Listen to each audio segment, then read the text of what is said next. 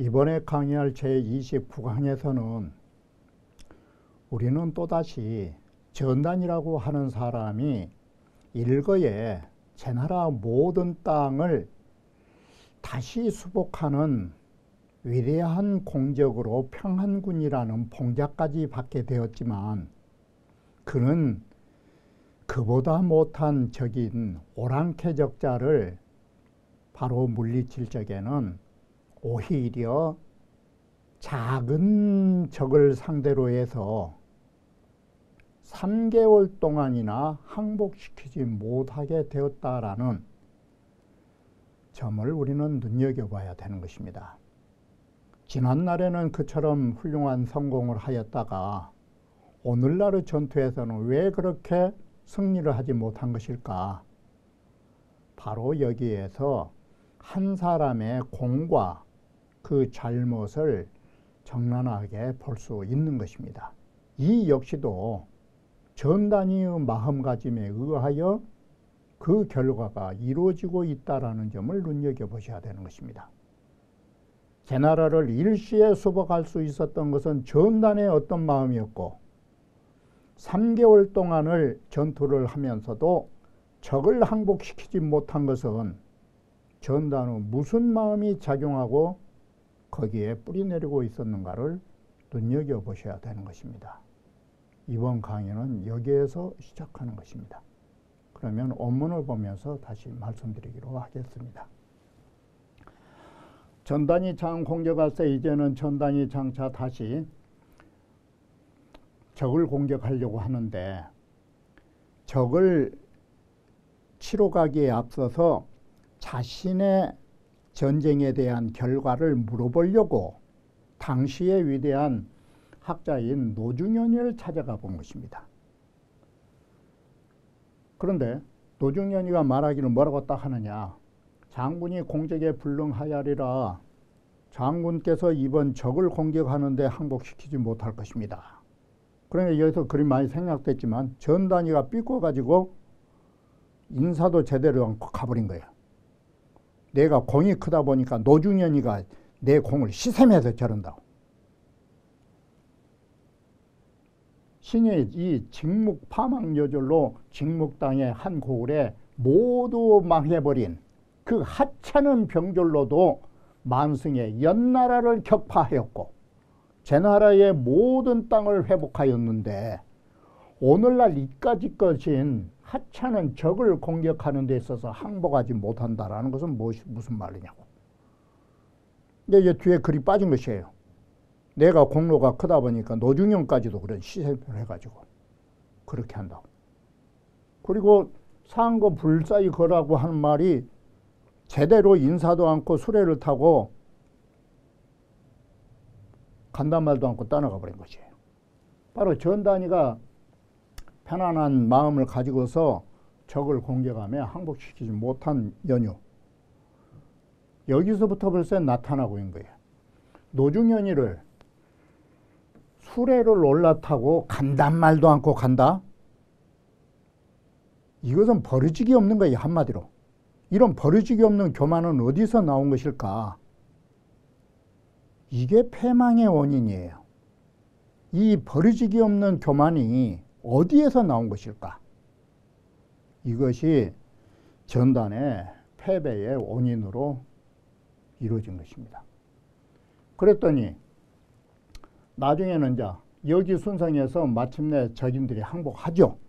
그런데 거기까지 과정이 수 공적 3일에 불국하니 마침내 적을 공격한 지 3개월이 돼도 이기지 못했단 말은 노중현의 말이 맞아간 것이에요. 이게.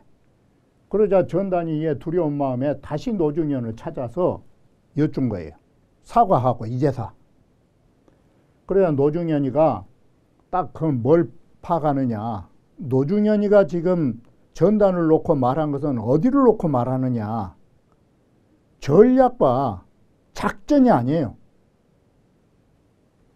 장군지 제 직묵엔 장군이 직묵 땅에 있을 적에는 좌직 직계하고 앉으면은 사태미를 짜고 서면은 삽을 짚어서 일을 하면서 위 사별청안이 병사들의 바로 수창자로서 그야말로 나를 따르라는 제창자가 되었는데, 그래서 당 차지시하야 이때를 당해서는 장군은 유사지심하고 바로 이것이 승리예요. 장군에게는 오로지 나라를 위하여 목숨 바치려는 죽음을 각오하는 마음만 있었고 병사들은 살려고 하는 그런 기계는 찾아볼 수 없었다. 이것이 승리로 이끈 것이다. 이 마음이. 그래서 소위 파연야언이와 이것으로서 연나라를 격파한 것이다.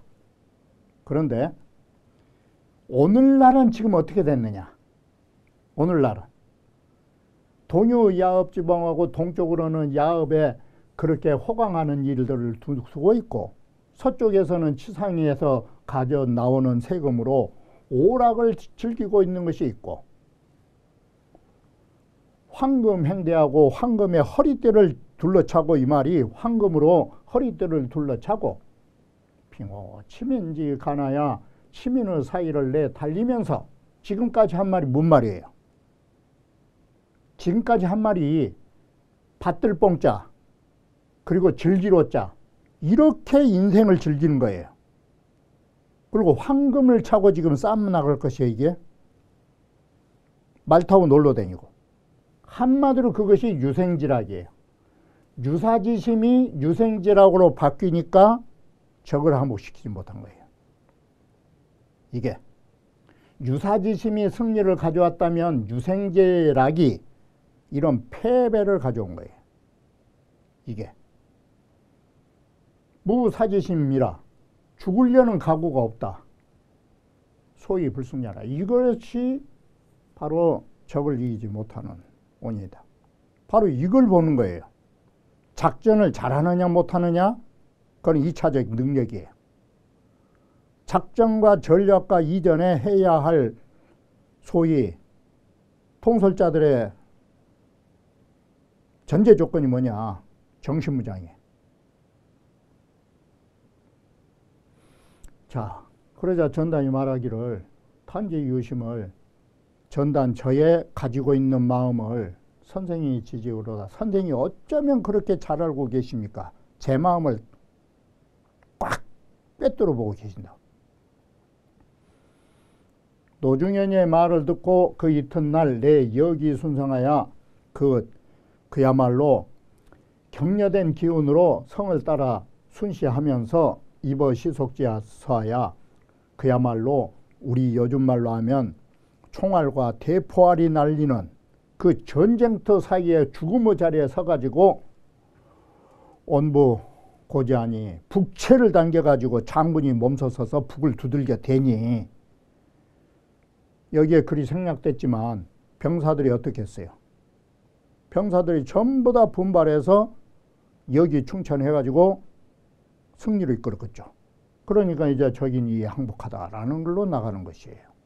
자, 이와 같이 우리는 여기에서 봐야 할 점들이 무엇인가에 눈여겨보셔야 돼요. 여기에 이야기거리로 보려면 만화를 보시든지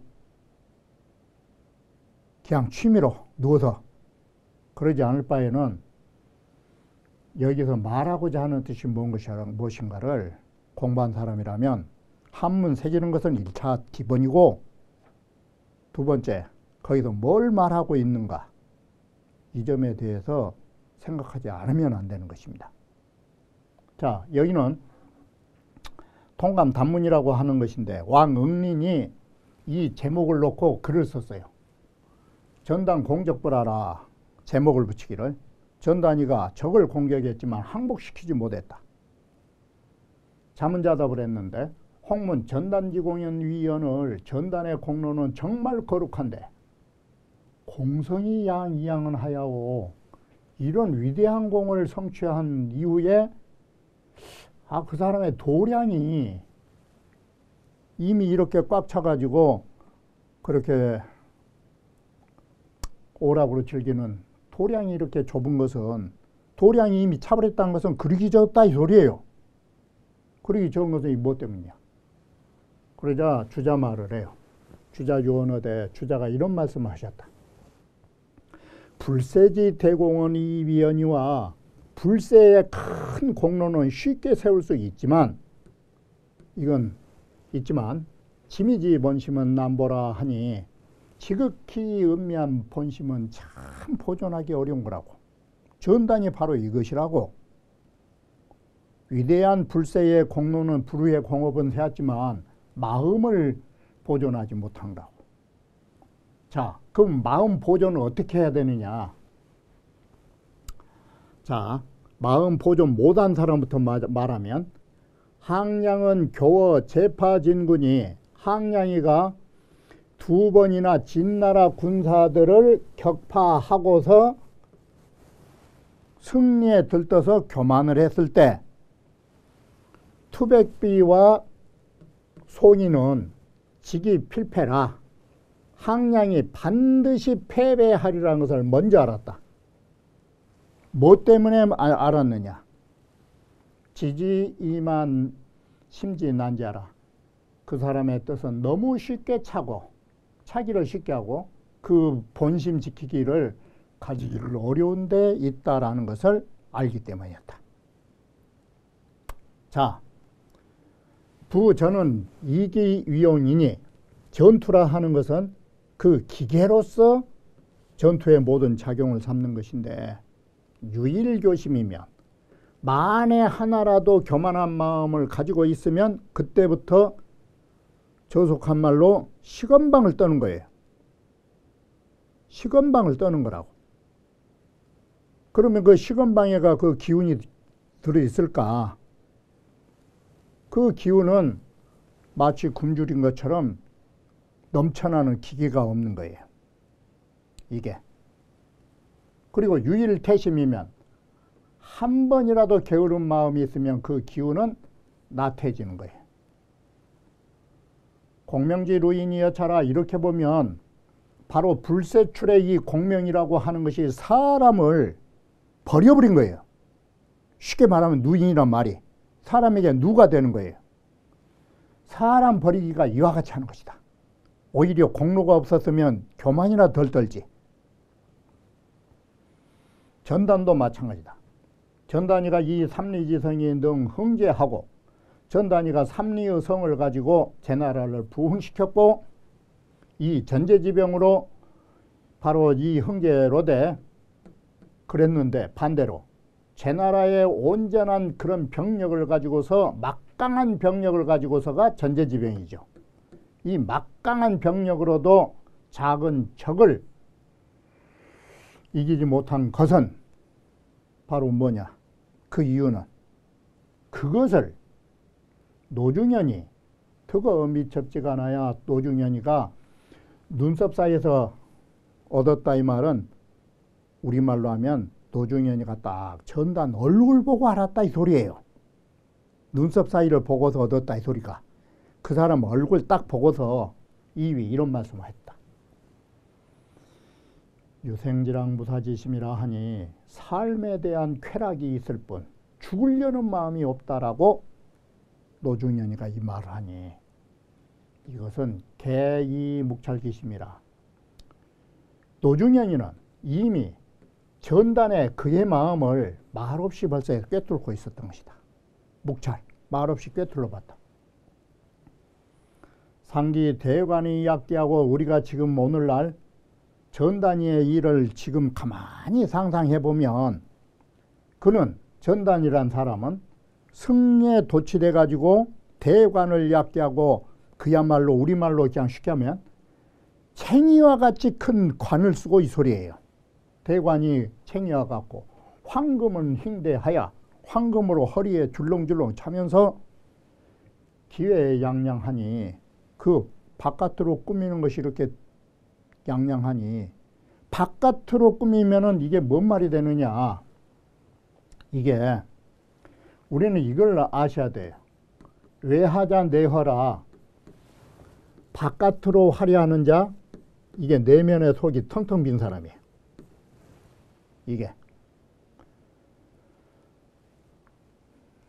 이게 더 이상 말은 않겠지만 바깥으로 꾸며가지고 꾸미기를 좋아하는 사람들 치고 내면이 부실하지 않은 사람이 없어요. 내면이 부실하니까 그걸 막고 짜고 바깥으로 꾸며댄 것이에요. 이것도 마찬가지예요. 바깥으로 양양한 사람, 그 사람은 내면이 사견무여하니 모두 다 쓸쓸히, 사견, 쓸쓸히 남아있는 게 없다. 그러니 하이전이며 하이승부, 어떻게 전투를 하고 어떻게 승리할 수 있겠던가. 자, 이랬어야 된다. 이거 가사사자. 전단은 만약에 이렇게 했더라면 이 소리예요. 이것이. 만약에 전단이 만약에 능여 법문자지 후익과 능이 법문자처럼 뒤에 후퇴에 들어올 때 뒤에 오는 것과 논어에 말하는 맹지반이가 자기 공로를 자랑하지 않은 것과 환꼬조의 신하인 장자방이 그야말로 지명과 지혜롭다는 이름과 용기와 공을 모두 숨겨서 없는 것처럼 같을 졌자. 그런 것처럼 다면야구는 담담하게 멍청한 듯이 큰 공로를 가지고도 한 것은 소위위신자요. 이것이 진짜로 깊은 지혜가 되는 것이다. 이게. 그리고 퇴연약겁은 항상 뒷전으로 물러나서 마치 겁쟁이처럼 몸을 움츠리는 것. 이것이 바로 진정한 큰 용기라고 할 수 있다.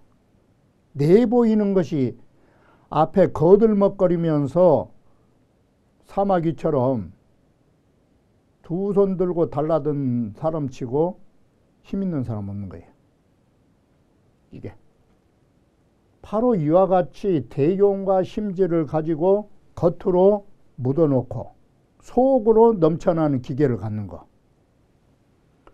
조존차심하야 이런 마음을 가지고 조존, 간직하고 지향차심이면 이런 마음을 가지고서 함양에 나가면 백전이 기익장하고 백번의 전투에서 기운은 더욱더 장할 것이고 백승이 기이 있게 하야 백전백승으로서도 기운은 더욱더 예리해서 무저거 천하 어린이 천하에 당적할 사람이 없는 최고의 장군이 될 것인데 거저게 조코의 하유리요 바로 이 작은 적쯤이야 무슨 어려움이 있겠느냐고. 결론은 소동파가 말했듯이 8글자 위장지도는 필선치심이라. 장수로서의 도리는 반드시 그의 마음을 다스린 데 있다라는 이 명언을 놓치지 말라라고 하는 것이에요. 바로 전단이 승리하고 전단이 항복시키지 못하는 것. 이건 전단의 마음이 예전에는 잘 다스렸지만 오늘날에는 그걸 상실한 데서 비롯됐다라고 하는 것을 말해주는 것입니다. 자, 이런 점에서 앞서도 말씀드렸듯이 장군이나 정치인이나 학자나 여기에 글자만 바꾸시면 돼요. 정치인이라면 위정지도는 정치하는 도라는 것은 반드시 먼저 정치인이 자기 마음을 다스리는 데 있고 학자라면 위학지도는 공부하는 도라는 것은 공부하는 사람이 반드시 먼저 그 마음 자세를 잘 다듬는 데 있는 거라고. 이건 단순히 전단이 아니라 전단의 일을 통해서 우리가 이 부분을 보면서 공부해야 할 점이 있다면 위장지도 필선치심이라는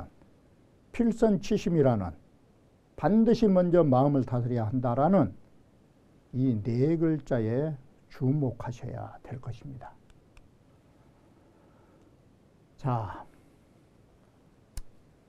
우리는 앞에서 위양이 변법으로서 진나라가 부국강병을 이뤘던 것입니다.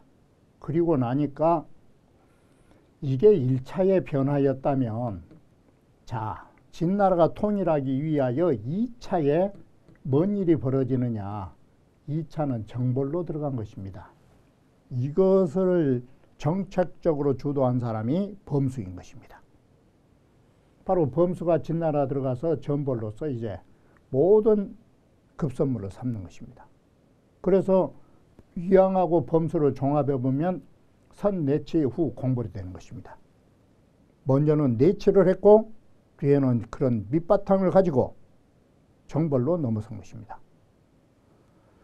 자, 거기에 정벌하는 데 있어서 어떤 법을 썼느냐. 객경인 범수는 그 유명한 온교근공법을 쓴 것이에요. 멀리 있는 나라는 외교를 한다. 가까이 있는 나라는 정벌을 한다. 이것이 바로 진나라 통일로 접어들게 된 2차 변화라 할 수 있는 것입니다. 위인 범수 망입진하여 위인인 범수가 도망하여 진나라로 들어가 새 진왕할 신왕을 유설했는데, 이 진국지대와 사졸지용으로 진국처럼 큰 나라 진나라 병사들의 용맹함으로써 이 제후는 제후쯤이야. 다스리는 것은 비유하면 한로라는 것은 한나라에서 나는 사냥개가 중국에서 명견이에요. 그야말로 명견을 몰아가지고 절름발이 토끼를 잡는 일과 같은 일인데, 한로라는 것은 천하의 그 좋은 개들을 말하는 것이고, 절름발이 토끼라는 것은 발에 병이 난 토끼예요. 이렇게 좋은 사냥개로 이 달리도 못한 토끼, 병든 토끼 잡는 것은 잡히지 않은 게 없어요. 그런데 하물며 이런 토끼도 잡을 수 있는데 절름발이 토끼쯤이야 라고 말한 것입니다. 자, 그런데 이 폐관 15년에 함곡관이 닫힌 지 15년 동안 불감규병의 산동자는 감히 산동의 제후들에게 병사를 내려보내지 못한 것을 이 말을 엿볼규자를 썼어요. 이 병사를 내보내지 못한 것은 시는 이는 양후란 사람이 위염인데 바로 진소왕의 부인이자 선태후의 동생이에요. 다시 말하면 조정의 외척이 득세를 한 것이에요. 이 양후가 진나라를 위한 계책이 충성스럽지 못하고, 이 대왕직에도 대왕의 생각하신 계책 역시도 또한 잘못한 바가 있어서 그런 것입니다. 이렇게 왕실의 종친을 갖다 몰아붙이고 대왕까지 꾸짖은 거예요, 범수가. 그러자 왕이 무릎을 꿇으면서 온문실계하노라. 원컨대 내가 무엇을 잘못했는지 잘못된 계책을 내 듣고 싶다. 그래 범수가 말하기를, 양후가 올 한위 공제는 비계하라. 이게 온교근공법에 다른 것이에요. 다시 말하면 한위는 가까운 나라고 제 나라는 멀리 있는 나라예요. 그런데 양후는 무엇을 해요? 가까운 나라는 놔두고 멀리 있는 나라를 친 것이에요.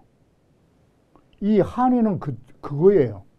가까이에 있는 나라는 건너뛰어가지고 멀리 있는 제 나라를 공격한다는 것이 이게 비계하라. 계책이 아니다. 이것이 잘못된 계책이다. 그 왕이 불여 온교의 근공이니 이게 범수의 핵심이에요. 멀리 있는 나라는 외교하고 가까이 있는 나라는 정벌한다. 그것만 갖지 못하니 왜 그러느냐. 가까이 있는 나라를 득촌적 왕지촌냐고 한치 땅을 얻으면 그것은 왕의 한치 땅이 될 것이고, 한자의 땅을 얻으면 왕의 한자의 땅이 될 것이다. 오늘날 가까이에 있는 한위는 중국 지처인 지금 중국의 한 가운데에 처하고 있는 나라이며, 동시에 중국의 가장 중심부에 있기 때문에 이것은 천하의 중추인 돌조기와 같은 것이다. 왕양욕편된 왕이 만약에 폐업을 이루고자 한다면 필친 중국하야 반드시 중국을 가까이 하면서 천하의 중추가 역할을 해야 되는 것입니다. 중추의 역할이라는 것은 천하의 중앙으로 진출해서 이 소리예요. 진나라가 함곡관을 벗어나서 중앙인 한위 지방으로 중추가 되어가지고 그 중간 핵심에 서가지고 초나라와 조나라를 위협해야 할 것이니, 초와 조가 모두 다 항복에 오면 제 나라는 그 다음에 멀리 있는 제 나라는 반드시 두려울 것이다.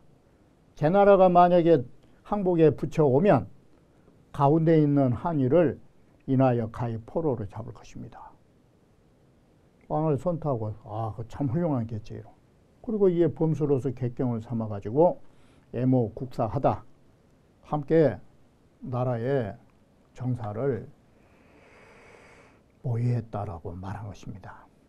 자, 이렇게 해서 범수에 의하여 소위 진나라가 통일하기 위하여서는 외교와 정벌을 어떤 방식으로 해야 할 것인가를 정확한 지침으로써 정벌을 시작하고 승리하게 되는 것이 바로 이 범수의 지략에서 나온 것이라 말할 수 있는 것입니다.